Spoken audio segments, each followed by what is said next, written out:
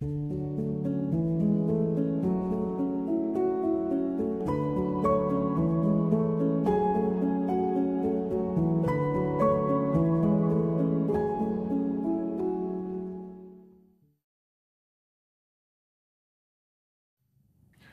Braxton, the man who died and went to heaven, the interview. I'm here with Dean Braxton and Will Gunn, and my name is Pete Santos. Yes, so we have questions from friends, Dean. Mm-hmm. And we have some children also who ask questions, and those are always fun questions. Okay. So the first question is from Heidi. I am a musician. How is music in heaven different from the music here on this planet? How is the music different? Number one is there's nothing that impedes the sound of music. Whether we realize it or not, you know, if I was to talk, my sound is deteriorating as you get it into your ears. Mm-hmm. And in heaven, there's nothing to deteriorate it, to make it less than what it really is. Matter of fact, it's probably going to be even more enhanced because life is there. So it's going to grow even into a more beautiful sound as it leaves, in the sense of whatever you're singing or whatever instrument you're playing or whatever sound there is. That's number one that I could tell people. And the main reason it deteriorates here is because sin's in the air. Deterioration's in the air. And there's nothing like that in heaven. But, you know, God is the creator of music. Mm-hmm. You know, I really, to be honest with you, I tell you this, it might be out there for a little people. When I was there, nothing was really spoken like I'm speaking to you. Mm-hmm. Everything was sung. If we were there and we were going to talk to each other in voice like this, it was going to be singing. Even when I say to people, he said to me, "No, it's not your time, go back." He sung it to me. Okay? Music is a primary way of communication. It's God created. And most of us don't realize how important it really is. That's why we respond to music so much. Yeah. Even people that are deaf and cannot hear can feel the vibration of music and respond to it. Yes. Yeah. You understand what I mean? We were created for music. And even when it says that in the garden, when Adam had messed up, and then God came into the garden in the chapter 3, and he said, "Where are you?" If you take that word where he said they heard the sound, if you take it and break it down, one of the definitions is music. That is one of the sounds of it, is singing our music. And most of us wouldn't look at it that way because we think about this, you know, voice like that. But I was there. So I look at it, they were singing to each other during those times. Wow, that's amazing. So for all you people out there, you're singers. No matter if you didn't think you could sing, you're singers. This next question is from Svetoslav. Seeing that you've been to heaven and heard from God face to face, do you still read the Bible, and why? I very much still read the Bible. It's still God's word. I believe he's still talking through the Bible to me. I read it I enjoy it. I understand it in a different realm because now I'm looking at it from that realm instead of this realm. Not that I believe you have to have this experience to be able to do that. I believe if you're born again, know Jesus Christ as Lord and Savior, you have the Holy Spirit on the inside of you, and he helps you to see it from that realm. He's connected to that realm, okay? But the other reason I do it is because it helps me to communicate this story to a lot of people. I don't want it just to be my story. And if I can find the scriptures or see the scriptures in the Word, then I can share the scriptures. I'm way short in describing this. I'm trying to do it in the 5 senses. I'm trying to tell you what I saw, heard what I saw, felt what I saw. Then there's the tasting and the smelling, which I can't tell you about, you understand? But if I can give you a scripture, you can read it and God can even take you further. And that's why I use a lot of scriptures when I talk about this. And so I get a lot from the Word of God still, you know, the Bible, a lot, you know. Okay. This question is also from Svetoslav. In one of your videos online, you were saying that your wife went through a sort of a culture shock, that she had to deal with a completely new man after you came back from heaven. Can you explain about that? And the follow-up to that is, what happened to you? How were you different? And what were the things that were difficult for your wife to deal with, for Marilyn to deal with? You know, it's pretty difficult somewhat to answer that question because I'm on this side. And many of the changes I didn't know I had until she pointed them out to me. Mm-hmm. So, you know, you don't know. In that case, I didn't know I changed because I didn't go through a process to get there. Yes. I left my body, went to be with the Father and Jesus, and came back. You know what I mean? And so, but I didn't go through a growing period. You know, I'm a counselor by trade, and I can remember we would take you through steps to help you get to a certain place in your life. But we could tell you what steps you did. And if there's a spouse or someone involved, we can help them understand the steps that you just took. Right. But I didn't go through those type of process. I was changed. So a lot of the changes my wife would have to tell me when I came back, you know, just how I pronounce things. And it says I don't say Earth a lot, I say the planet. You know, I don't say you die, I said you left the planet. You understand? There's a lot of terms that I use that I didn't use before because of having the experience. But I was a different man. I was not the same man she had on the planet, you know. Mm-hmm. And that was just my whole thinking had changed, you know. It changed from an earthly thinking, I'll be honest with you, to a very heavenly thinking. And each and every one of us can have that this born again because the Bible says, Our Father who art in heaven, hallowed be thy name, thy kingdom come, thy will be done on earth as it is in heaven. So we can have that. So she had to adjust to that, and it was very, very trying for her. I didn't have the worries that she had. I knew God would take care of us. I was there. You know what I mean? And so I came back to the planet with that, He's going to take care of us attitude. And I quit my job. You know, a year later, I quit my job. And I always tell people, I didn't discuss it with her. I quit my job and then came home and told her I quit my job. Oh. Wow. And I had a good job. You understand what I'm talking about? But I knew he'd take care of us. Well, she didn't go through that process. You know what I'm talking about? Yeah. So she said years later, she thought we were going to end up eating out of trash cans. You know what I mean? But we haven't. You know, God has blessed us so much. But I had that. She didn't have that. You know, and then there were times then I would be communicating with her, and I for sure thought I had communicated with her and told her. I thought we had a good conversation about it, but it was all in my head. And I had to start telling my mouth opening up and say the words because when I went to heaven for that short time, well, eternity is short time.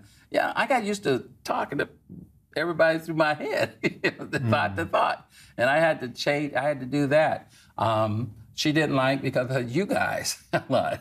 And I said, I belong to that group. You guys on the planet here, you know, I belong to that group up there. Gotcha. There was a number of little things like that she said that really one time I was driving and I got to thinking about heaven, okay? And I start crossing my arms. I'm doing the driving. She's in the car with you. She's in the car with me. Okay. She said, no, you didn't.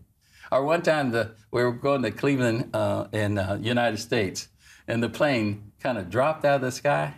You know what I mean? Was going down. Yeah. And everybody else was screaming. I'm up there going, because I know where I'm going. The plane goes down, I go up. Those are the things she had to get used to, you know. And she has as time has gone on now. But I was just not the same person. I had a whole different outlook on life that was different than what it was when I first, you know, left the planet. And we had to literally develop a whole new relationship, a whole new love for each other because of that. And what kept her with me was she was a praying woman. And so when I would do those things, she would go and just start praying. That's what she did to help her get through it. Yes. You know, I have people that I know, colleagues that have had this experience like I have, and they ended up in a divorce because the spouse could not adjust to the change that person went through. Well, Dean, let me ask you the other side of that. What was the biggest adjustment that you think you had to make when you came back? Well, the biggest adjustment was to be on a planet in Earth where you see everything deteriorating. I was in a place where nothing was falling apart or deteriorating. As a matter of fact, everything was getting better because it's life. You understand what I mean? And to know that this table is deteriorating, or the chairs around us are deteriorating, all that was a big adjustment for me. And because I didn't want to put no energy into any of it. Do you understand what I mean? It was like, why am I putting time into this? This is not going to be around that long. I'm thinking eternity. I'm not thinking temporal. Yes. You know, you may say, well, it'll be here before you leave the planet. No, I'm thinking time-wise. How this is deteriorating. This is temporal. That's eternal. Yes. And it goes back to that Bible verse says the things we don't see are eternal, the things we do see are temporal. I came to really understand that. And so it was hard, house, a basic house. Yeah, we need a house. I'm not telling people to give up a house. But for me, it was temporal. You know what I mean? Cars, all this stuff. And I had to realign my thinking and really what Jesus said, grace and mercy, grace and mercy. That's what he said. You got to have grace and mercy. You didn't think this way all the time either. So that was probably the biggest adjustment I had, is to know how everything is falling apart and watching people grab it and try to hold on to things that are going to dissolve in your hand anyway. So is it fair to say that what changed in you mostly was your faith in the rest of God? You could say that in a sense, faith. I don't know how to really explain it. It was past that to me. Faith always to me was, having to believe something will happen. Yes. And no longer did I believe. I just knew. You knew. Yeah, it wasn't like I have to have faith to believe that I know this. I always say, like, even in the ministry now, when I go out and do things, I said, he wants it more than me.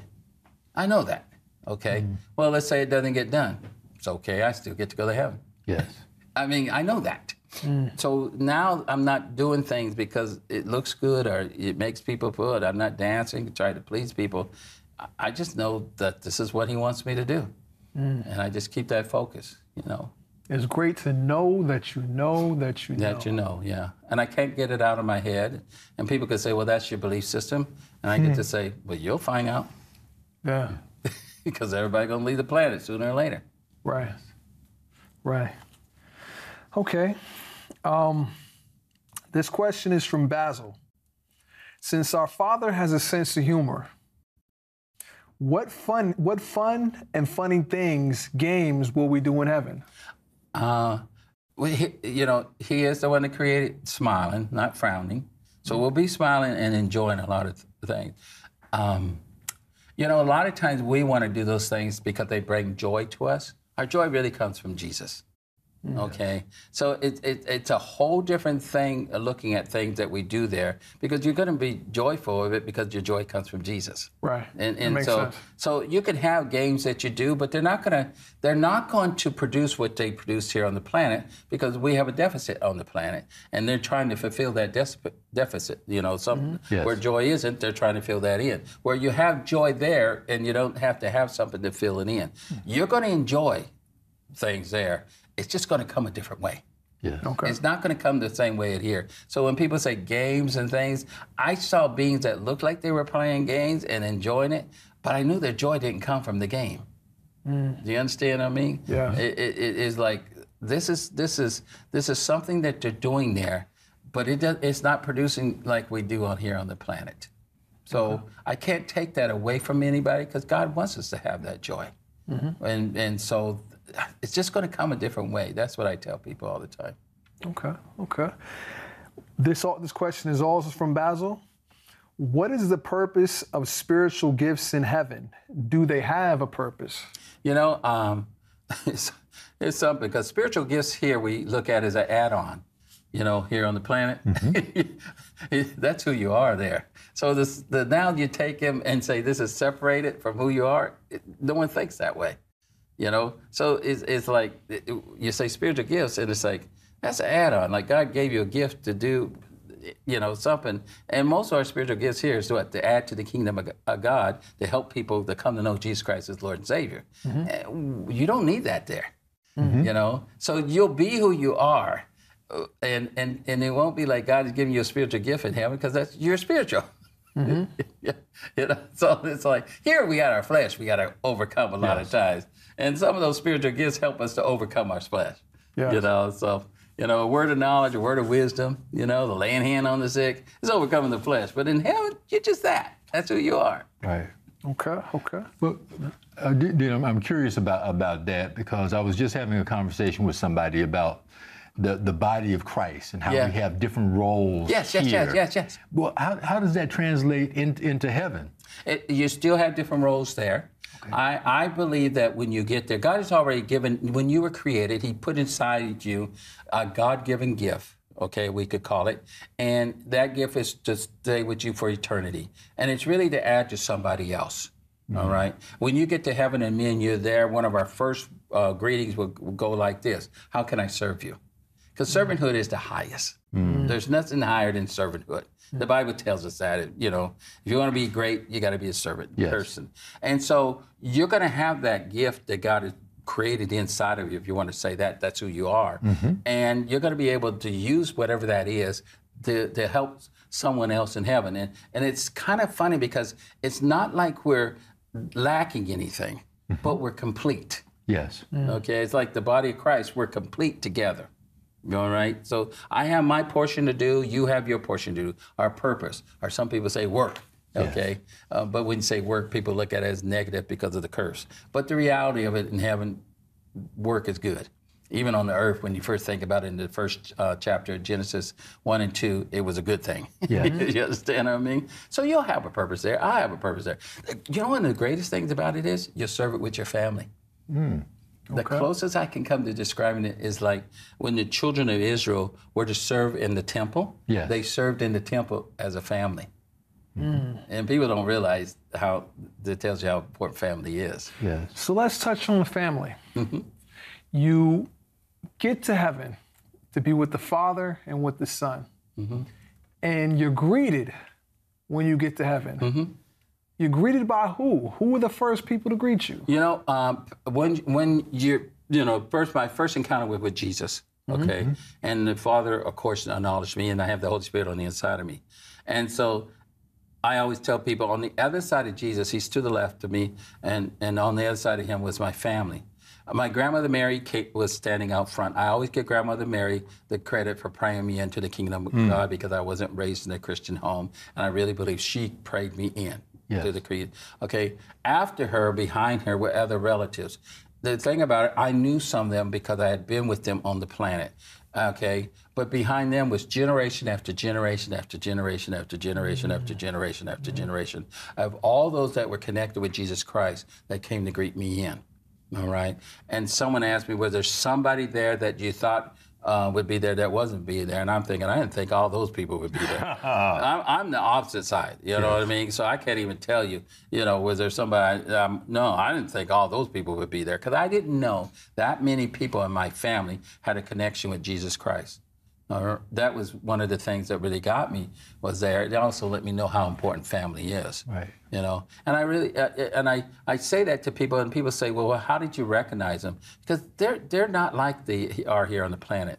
And what I mean by that, there's nothing deteriorating about them. They're not old. So you don't have a lot of the things we have that we identify here on the planet, even as a baby. Some people say they're young, and there's no time there, so you can't even measure youngness there.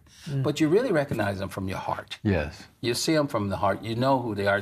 The closest they can come in the natural realm is like when I pick up the phone, and if I call you, Will, you know my voice. Yeah, I'm saying, this is Dean, I'm calling you. Yes. You know my voice. Well, it's the same thing with the heart. You know who they are because you're seeing them from your heart. Scripturally, to back that up, would be found in when Jesus showed up on the Mount of Transfiguration. Yes. And the disciples, the apostles, knew who the Elijah and Moses was. And no one had to say; they knew it from the heart. Right. So family come to greet me in. You know what I mean? And I tell you what they looked like. They were shiny. They had a big smile and pure joy. And the reason they were shining is because Jesus Christ was shining out of them. You know, most of us don't realize that robe that we talk about that people have on is really Jesus Christ shining out of them, and it looks like a robe. It's a light shining. Yeah. You know? Yeah. And even if you look in the Bible when it talks about the angels and they're robed in white, if you look up that word white in the Greek, it really means shiny or light. That's what it really means. Okay. And so that's what the clothes is made of.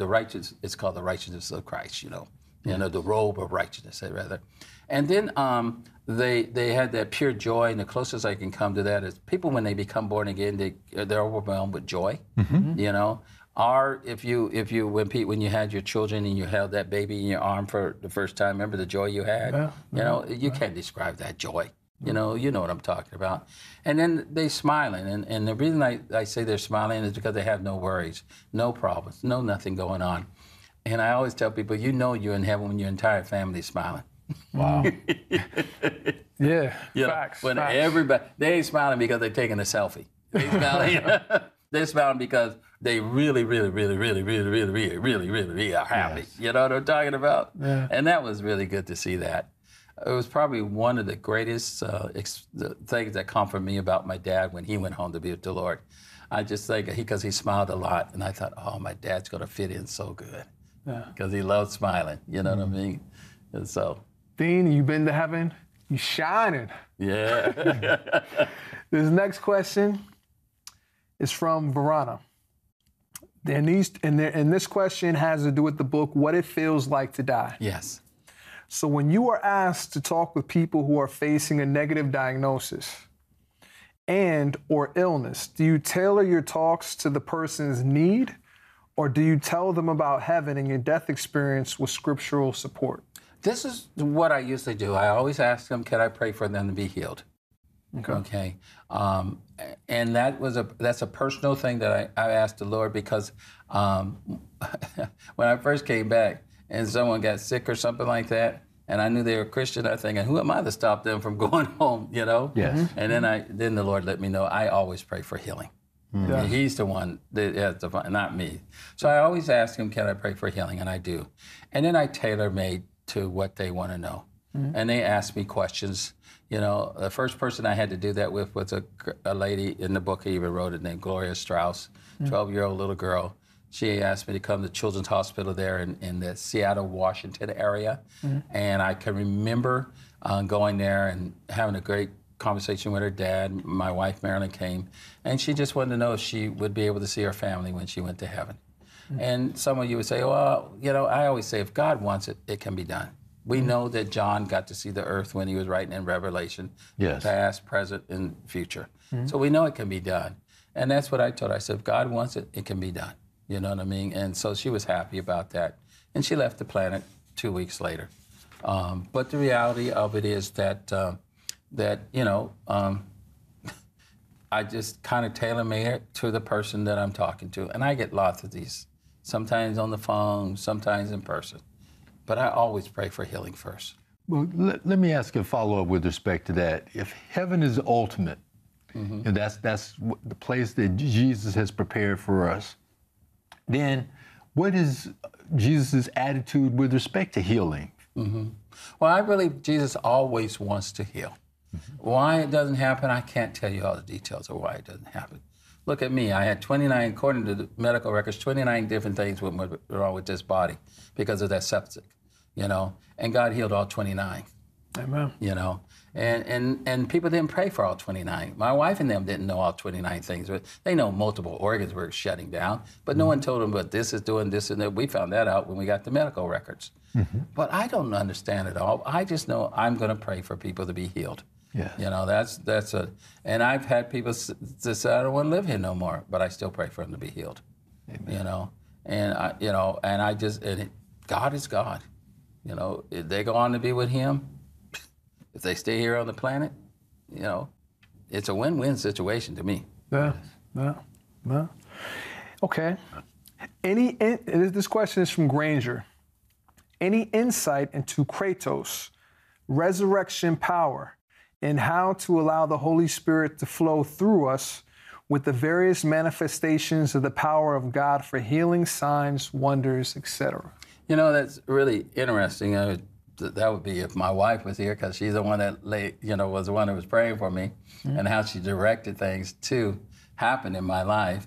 You know, I think personally, what I came back from is, if it's God's will, a lot of times we keep on asking him to do something instead of thanking him for him doing it. You know, I was diagnosed with cancer a few years ago. And I reached out to people and I said, don't ask God to heal me. Thank him that he has done. Yes. And I can remember a month later going back to the medical people, and they said, we can't find no cancer. You know what I mean? Hallelujah. Will that always hurt? I can't tell you that. All I knew is that I was healed. Yeah. And I Amen. was walking in the healing that I had. And so God, you know, I didn't let anybody go to God and say, God, please heal Dean. I said, you got to say thank you for healing Dean. Thank you. Okay. Yeah. This next question is from Clef. He's 11 years old. How do I get God to come visit me and talk to me and show me things on a regular basis? You know, I think as 11 years old, you ask him. He will do it in his timing and the way he wants to do it. Sometimes we have a way that we want him to do it because we heard a story or something like that. And God knows the best way to communicate to a person. Amen. He made him, so he knows exactly how to talk to him for him to hear. So I would say ask and wait. People that do that usually get something from God. And a lot of times, sometimes we look to, like somebody, like I want God to do it, and he said, I'm going to send Will to do it, or I'm going to send Pete to do it. Do you understand what I mean? He wants to talk to us. We know that. He gave us 2 ears. Doing that process, he gave us a mouth, he gave us a voice, but he also gave us 2 ears. So he wants to communicate with us. Sometimes we pigeon him in a box and say, do it this way. And God says, no, I'm going to do it this way. And we miss it. Thank you. Thank you. What are the 3 important things that you want to share with the viewers about your experience of dying, going to heaven, and returning to earth? Number 1 is there's only one way, and it's Jesus Christ. He's the way, the truth, and life. No one comes to the Father except through Jesus. And so you have to be born again. You have to accept him as the Lord and Savior. I know some people say, well, that offends some other religions out there. And I always say, I'd rather offend him on the planet, because the Bible says every knee will bow, every tongue will confess. They're going to find out sooner or later. So if I go with it, come to know Jesus Christ as Lord and Savior if you want to go. Number 2, come to know Jesus Christ as Lord and Savior if you want to go. Number 3, come to know Jesus Christ as Lord and Savior if you want to go, because everything else will be answered. Thank you. Amen. Dean Braxton has several books on his experience of dying, going to heaven, and which will go into more in depth at a later point. Some of his books will soon be translated into Finnish. Dean, what's your website, and how do people find out more about you? It's DeanBraxton.com. Okay. DEAN BRAXTON and .com. Thank you. Thank you. My name is Pete Santos. This is Dean Braxton. This is Will Gunn. And we'd like to thank you for joining us today on this show. And tune in for more inspirational, exciting, and hopeful things from Dean Braxton in the future. Thank you. Thank you for watching this program, many of the programs on this TV7, because TV7 reaches so many places throughout the country, but also the world. And your support goes a long way in helping people to know Jesus Christ as Lord and Savior. You know, I had the experience of dying and going to be with the Father and Jesus in heaven.